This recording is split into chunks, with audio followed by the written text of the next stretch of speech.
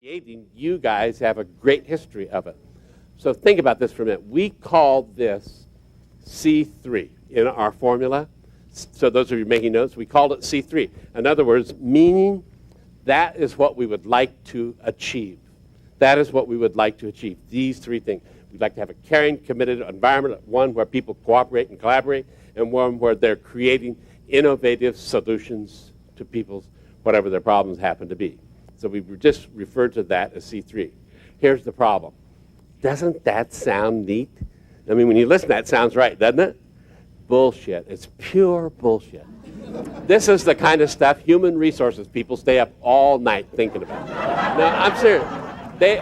Human resources people, I am telling you, human resource people get so excited about something like that, make 15 seminars and have $17,000 in slides. See? They're ready to go. Here's the problem. Here's the problem. It is right, but the problem with it is if you talk about it like that, it doesn't work. Please don't get mad at me, but it's like mission statements. It's like mission statements. What a crock those are. Well, I don't want you to misunderstand me here. There's nothing more ridiculous than a mission statement. The way most of them are written, put a big team together and get the people empowered to make a mission. Everybody goes, oh, God, they've been to another seminar. But you know what, don't worry about it. We reorganize next week and get another mission statement anyway. So what the shit? So, but you see, that's what happened. So the question is, how do you make this really work? This is a major point. A mission statement, to be valid, has to have the method built into it. Don't misunderstand me. I think mission statements are so important. Have any of you ever tried to kill yourself? Well, if any of you, I work a lot in mental hospitals. Some people say, well, this is it. But you know what I'm talking about? If any of you here ever contemplated suicide, why do people kill themselves? No sense of mission. People kill themselves because they can't see something out there. They can't see anything different than it's going to be right now. It's really an interesting phenomenon. So why I speak with so much passion about this is because I feel that the mission statement is so critical, but it doesn't mean anything unless you have the method built into it. So we said when we were building an Apple computer and doing these things, how do we want to do this, how do we get the method in? I wrote it down for you. Here is how you get the method in it. In other words, you call these three things what we want to achieve. If you want somebody to care, get them involved. But it can't be, a definition, perfunctory. I mean, do it because everybody else is doing it. You have to have a way to get them involved. How? Didactically. That is how you design it right into the environment. Number two, if you want people to collaborate and cooperate, informed. They have to be informed. People who, by the way, I found this to be very true of children. If children aren't informed, know what's going on, or what we call in the dark, they don't cooperate either. By the way, three wonderful things for your business, your new organization, is one of the things you want to do in your new services is show people, show your customer how to keep your people involved, how to keep them informed, and also how to keep them inspired. Because, see, you all know, if you don't have this last piece, nothing works. There has to be inspirational leadership. Without the inspiration, remember Edison's 99% inspiration, hard work and 1% inspiration, but see, the 1%'s what makes the bread rise. 1% is the yeast. So I think about this for a second. You can see down at the bottom, if the camera will look at it, here is how the formula developed. The formula is what we want to achieve is C3, caring, cooperating, and creating. The way we do it is I3 plus P3. In other words, getting people involved, informed, inspired, with a good vision over a method. And then I want to show you what I wrote down over here. I wrote down over here, how do you do this? How do you do this? How do you get people involved so that they care? Change your physical environment. This is just my personal opinion. I have never seen growth in individuals, organizations, or families if you don't change the environment, the physical environment, because of the nature of the way we are. And what I'd like to do the rest of the time I'm with you, I'd like to show you two of the most exciting new environments that are developing for out-of-the-box thinking, which all of your new organization, new business, is a potential customer. Think in your mind, what is one of the fastest growing businesses in the world? And some of you know what it is, and some of you don't know what it is. What is the fastest growing business in the world? How I actually started working with Steve Jobs. He heard me talking about this idea. One of the fastest growing businesses in the world, I'd like to show you up here, is called the Kitchen for the Mind. The creative living center in the home, where you create in your home a room to do what your kitchen for the stomach does for your mind. You can become one of the greater service to that. Do you have any idea how big the concept of the kitchen of the mind is going to be? Already Gates is in it, already Steve Jobs is in it, but now you're talking about something that could really serve the concept of the kitchen for the mind, because education is going to funnel into it, everything. I started it in my sleeping bag in Korea. I was a rifle company commander, which is as low as you can get. It's like a vice president of operations. And I was, but I was over in Korea. All I had was a sleeping bag. So I took the inside of my sleeping bag, took 3 pieces of plywood, put paper on them, and so I could do storyboards, put a hood up with tent poles in behind me to keep me warm at night, put 2 flashlights. I wanted track lights, but they didn't have any in Korea, and I didn't have a brochure, and I didn't have a budget. And you know, most people, if they don't have a brochure, they're impotent. They can't do a thing without a brochure. So I created this whole environment inside my sleeping bag. I had a radio over in this shoulder, a walkie-talkie where I could talk to people. I had a pocket warmer to heat the environment. Look, it only went from my waist to the back of my head. I had a BC scope where I could look out at night to see if anybody was coming to get me. Look at all this technology. You know what year that was? 1950. A half a century ago. This is a major point. We have a lot of magnificent technology, but we don't use much of it. One of the missions of your new organization is to get commerce really using this new technology. To do it, you'll have to show them, in my opinion, this is just my opinion, you're going to have to show them some new spaces, or a better way to put it, new ways to skin a cat. If you don't show them new ways, you won't do what you can do, and that is become the biggest part of all of AT&T. What you have there should be 70% of your business. I mean, you see, if you all would do that, this meeting we're having right now would be in Paris at the Eiffel Tower, and we would be taking a cruise, all of us, wherever we want to go afterwards. That's all you need to do. You might as well do it because nobody else is going to do it. But more important, you have the resources. You have the resources. I'd like to show you my kitchen of mine. When I came back from my sleeping bag that I had in Korea, all the other people started copying me and creating sleeping bags. We called it also in Vietnam a hooch, that you have to have your kitchen for the mind. You got to have a hooch or your personal environment. When I went back, I had 1 child and a wife, and I was really poor. Have any of you ever been really poor? I was so poor I had lived in 1 room. Have you ever lived in 1 room? I had a pull-out bed, a pull-out kitchen, a pull-out children, everything pulled out into 1 little room. So we decided to make our kitchen for the mind just that 1 room, where we can make banana cakes for our head. Then we got a house, and then we found out we had a living room which we didn't use. People clean their living rooms. All living rooms look alike. 3-cushion sofa, lamp and a table, a coffee table, and a dying African violet. That's it. So, well, if you think about it, then we got a family room or a great room or an entertainment center or a media center. They called it a rumpus room. Isn't that an awful concept in the 1950s? But see, what is most of our great rooms and so forth are cheap rooms, done like a Howard Johnson's Motor Lodge. So if you don't get up, the furniture sticks right to your body. Not exciting. You know what I'm saying? Not going to turn anybody on. You're not anxious to get there. But see, one of the things I want to show you, what we did, I'll just show you this real quick. We took our living room like that, and we made it into our kitchen for the mind. And what do you do in the kitchen for the mind? What do you do in a kitchen for the stomach? You have what we call breakfast, lunch, dinner, and snacks. What do you do in a kitchen for the mind, making banana cakes for the head? You work on projects, you work on programs, you work on celebration, and you work on individual personal activity. What's it called in a business? It is a new concept called the team center or the rendezvous environment. And then if you work home, work also in the office, we call it a drop-in environment.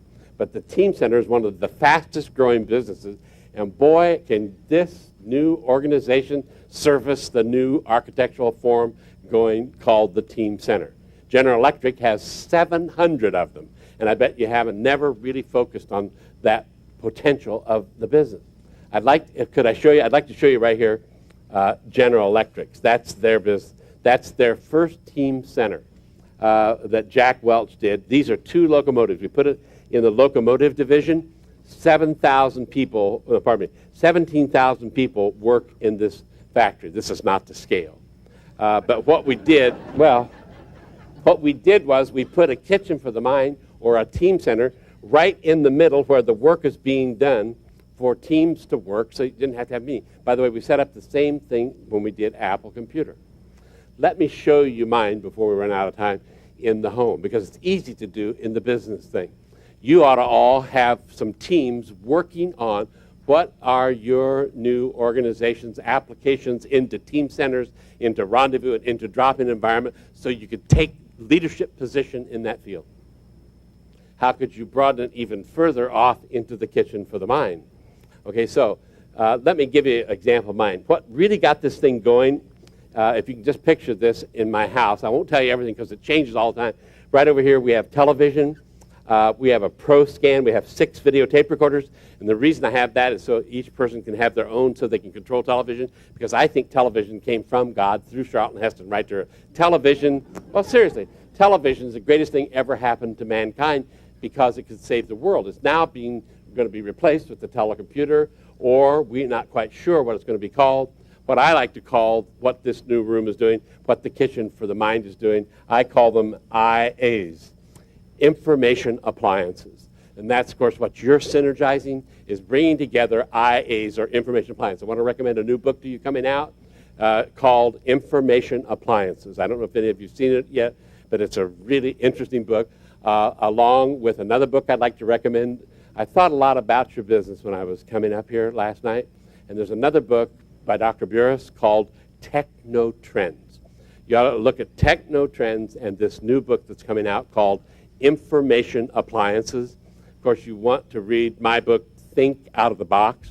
It has, by the way, all the stuff in it I've been talking to you about, in addition to a lot of other things. In the middle, I have a big coffee table right here in my house where I live in Florida, and I have a stained glass window up above it with track lights where we can light up. Over here, I have storyboards or displayed thinking with track lights like that. So my children and I have been able to work on projects and programs and celebrations together and personal activities so that they're really sharp and really know how to do stuff. We also have in front of our technology area here, we have 2 Nintendos and 1 Sega CD, because I believe all children should be required to play Nintendo. We required that our children play for 1 hour per day, at least 3 days a week. Well, why? Because it teaches them what to do with violence. It teaches them also, puts this concept in their muscle structure. A lot of people say their children don't do it. That's called ignorance. I say, look, there are 2 controllers. Pick up the other controller and play Nintendo with your children. That's why there are 2 controllers. Don't say don't do it. Say let me do it with you. That's a different concept. And then over here, I have a round table and a personal computer on here, and the Texas Instrument Speak and Spell and the Ohio Art Etch-a-Sketch with the chip in it, and the Franklin Thesaurus and the Franklin Encyclopedia. This ought to also be synergized in information appliances and brought together. Here I have an E-flat alto sax and some sheet music, a clarinet, some sheet music, large bookcase over here, a piano and some sheet music. Over here, electronic synthesizers, sheet music. Here we got a saltwater aquarium. We have musical instruments all over because we think that you should play musical instruments, because when you go to heaven, God asks you, what do you play? If you say, well, I know you think it's funny, but if you say, I don't play anything, God will say, 30 more years at AT&T. Back. Go back. Well, I mean, think of all the reorganization that is. That's a lot. But you get what I'm talking about. Because music is one of the most critical things for thinking out of the box. When you don't have music in your environment, the creativity just goes right straight down. And one of the interesting things over here, I have a guitar and some sheet music here. I have a ham radio, so my children, can talk to people around the world. Over here, I have a 4-inch reflecting telescope. Some of you here who have heard me speak before, I hope you've done it. Now, I want to recommend to all of you that are listening to me, don't go out of here and say, what do you think he said? What I'm saying to you is alter your physical environment. Go home and start a kitchen for the mind. It's something that you can do. Go home and say to your husband, this is it. I heard Mike Vance today. I'm living different. I got a telescope on the way, a ham radio. I bought 2 more things. We're going to live different from now on. I maxed out every credit card on the way home. Well, you'll have a discussion. Now I'm telling you, for absolute sure. But see, you can do the same thing in work setting. Rather than have the conventional office, start to create a new environment around yourself.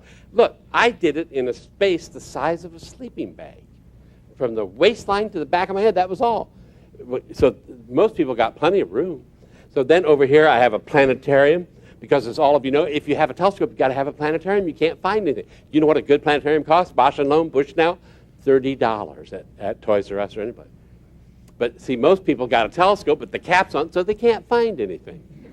A lot of Stanford graduates, I was up there not long ago, they have cyclosclerosis. Take the cap off your telescope. Get out there and look. But then, I'll tell you what I got right over here, a Corel.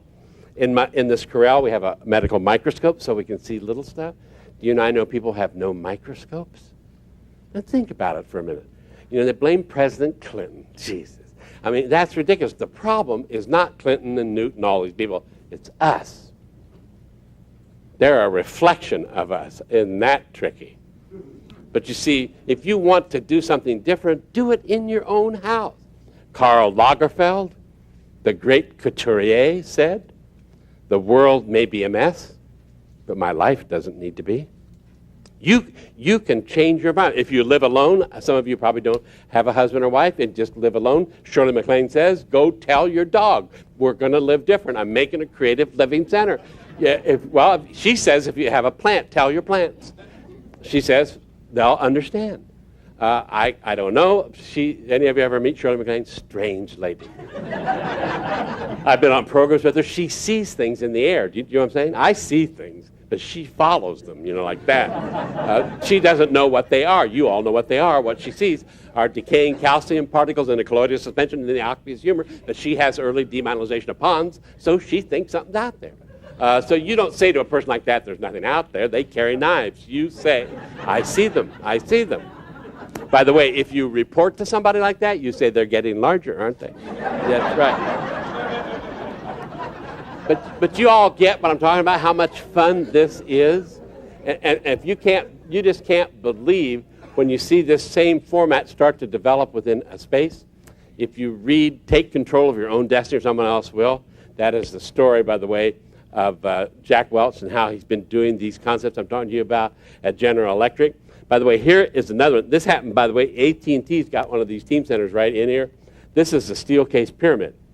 In Grand Rapids, Michigan, we had the opportunity to work on the design of the steel case pyramid. Have any of you ever seen it? It's a beautiful space, about 600,000 square feet, and you have a small team center within it. Matter of fact, this is an AT&T brochure. So one of the interesting things, if you go back over here, over in this corner, I have a weather station because I like to sail. So I got to know what the weather is where I am. Then over here, I have a treadmill that's hooked to a modem that goes to the Sarasota Memorial Heart Center, so the cardiologist can say, you're about to blow up. Slow down your speed, decrease your angle, and come over here and get a Johnson & Johnson stent put in your descending aorta. See, that's where we're at today. But see, I know people still letting themselves blow out, get cut in half, rather than using endoscopic surgery. What is wrong with people? And not changing their environment. Everybody in here can do that. That's the point. Then I hate to tell you this. I got to tell you this, okay? I love to take bubble baths. Because when I was in Korea, I went about 2 years without a bath. I said, if I ever get out of this joint, I'm going to take, so I take 2 bubble baths per day, except in holiday inns. I don't, because they have these thick sandpaper strips run right down the middle of the tub. You can't explain that when you go home. Well, President Clinton's had quite a lot of trouble with this. And so, by the way, when you take here's what I want you to do. Go home tonight. Sink down in your bubble bath. Pour in a whole bottle. Don't do like an engineer. They read the instructions and got 3 bubbles in the whole tub. You know what I'm saying? I know there are engineers in here. You know what I'm talking about. Got to be careful. You got a backup bubble? Yeah, we got backup bubbles. Pour in the whole bottle. You know what I'm saying? Then also, have you ever done this? Put candles around there and put candles down there. By the way, don't do like an accountant. If 3 bubbles get out, they get out and just miss the whole bubble bath. So don't do like that. But the fun is the doing of it. All right, now think about this environment. A project, I'd like to give you a quick definition, is something we're creating. A program is sharing that which we have created. A celebration is giving the recognition that I talked to you all about, which is so critical to do today. And then individual activities, you know what they are. Now, here's my conclusion. I brought pictures, and look, I laid the brochures up here for you all. There are pictures of team centers, pictures of kitchens for the mind, and please just feel free to help yourself. And you'll see, the camera can look at this. Here is a team center of Norman Brinker. And many of you know Norman Brinker is the man that founded Steak and Ale, Chili's, Chi-Chi's, Macaroni's Grill, etc.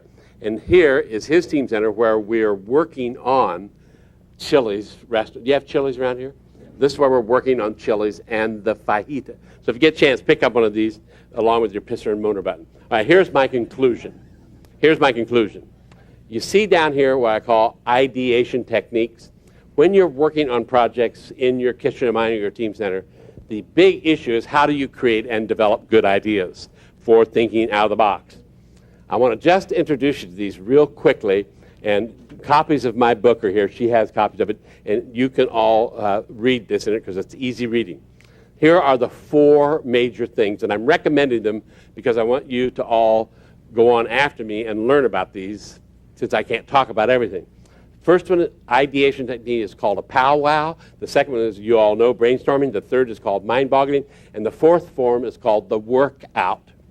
This is the essential difference between them. A powwow is when you, this is Walt Disney's idea. He gave it the name. Is when you get people together on a team and socialize with them and get to know their skills, get to know their interests, and get them to have a data dump on the project you're working about in a social setting. That also cuts down on busy moaning. A powwow is often skipped by people trying to do successful teamwork. Number 2, you all know brainstorming. The problem with brainstorming is it's a rigid method. It's a highly controlled method where no criticism is allowed. However, it's still a good one, but it is a controlled one. Number 3, mind-boggling, is just like it said. Bucky Fuller gave it the name Mindquake, and we changed it to mind-boggling. No holes barred. It's where you really fight it out and try to have deliverables and closures. Then the last one is the workout. This was developed by Jack Welch. And the workout is exactly like it sounds. You do it until you work it out, and nobody leaves till you come to the conclusions. All closures and all deliverables. It's a magnificent form. There are also 3 types of teams today. Virtual team, which is a team you put together at the point where the job needs to be done, solve the problem, implement the solution, disband the team.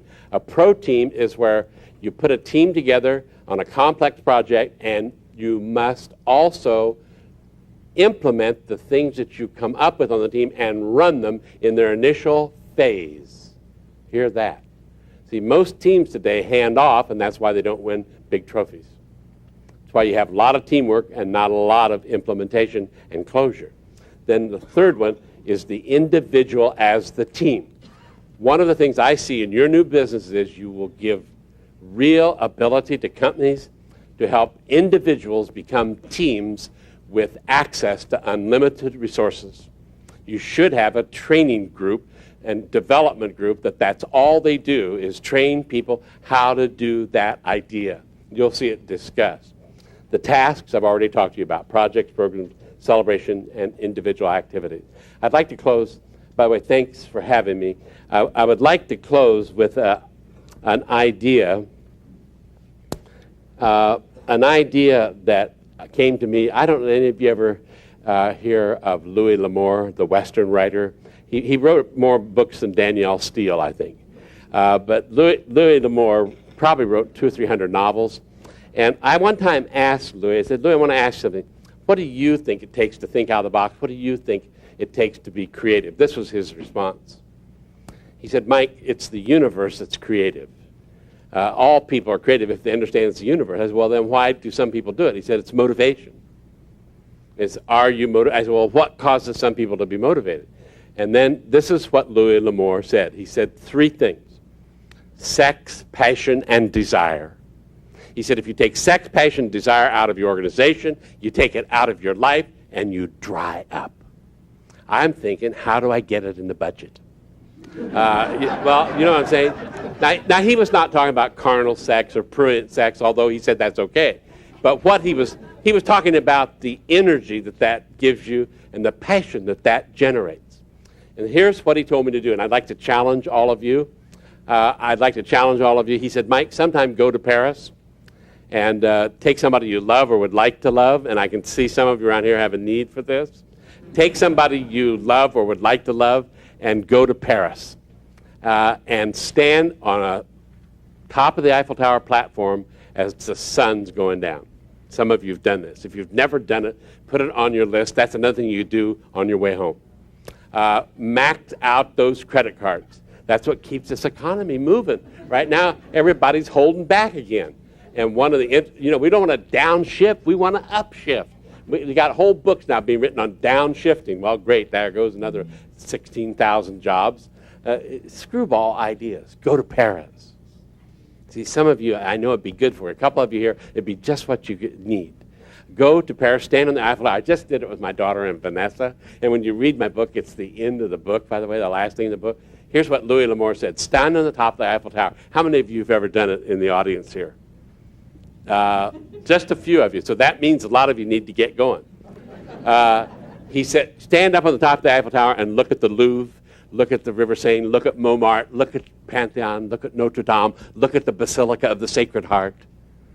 And then he said, you just think about beauty, literature, music, poetry, all the arts, architecture, and then go in the glass pyramid of Impe at the Louvre. And he said, imagine if you took out sex, passion, and desire, there would not be one thing in the Louvre. It would be empty. It would be really empty. Then here's what happened. He said, when you go up the Eiffel Tower, I want you to look for something most people miss. On the top platform of the Eiffel Tower is a small room, little tiny room. It's not even as big as where they all are sitting. And in this little tiny room are 2 mannequins. One of them is a mannequin of Thomas Edison. The other is a mannequin of Gustav Eiffel, who designed the Eiffel Tower. When Thomas Edison was 80 years old, he wanted to sleep on the top of the Eiffel Tower for his 80th birthday, and Mr. Eiffel made this little room for him. And if you go up there and sit there, you will see Mr. Edison is tapping something on a telegraph key. You can see him. He's tapping away. And one of the things that a friend of his told me was that when Edison, do you all ever hear this? When he invented the phonograph, he took a cylinder, and put foil on it, and then was talking into a cone and would crank it. And did you ever hear it? He sang into it, Mary had a little lamb, its fleece. Remember that? And then when he played it back, it wasn't very good. So he said, hell no, meaning it isn't going to work. But some of you here know the story. The hell no became contracted, and Mr. Edison popularized the word hello. Hello was a word from Edison. So we conjecture, what is he sending out? Remember this now, the next time you go there. Or if you ever been to Hollywood? If you see the round Capitol Records building, on the top of the Capitol Records building, you'll see a wing, and on that wing there's a light going off and on. It's Morse code, Hollywood. It's spelling out Hollywood. And you go up to Edison. Now, do it. You all have my address if you pick up my materials. Send me a postcard when you go. I get them every day in my office. Mike, I'm there. Do that for me. It really does something for me. And when he got up there, I keep thinking, what's he tapping out on the telegraph key? So when you go up there, this is what he's tapping out. Hello? Hello? Hello out there. Create something for us. Would you like to hear it?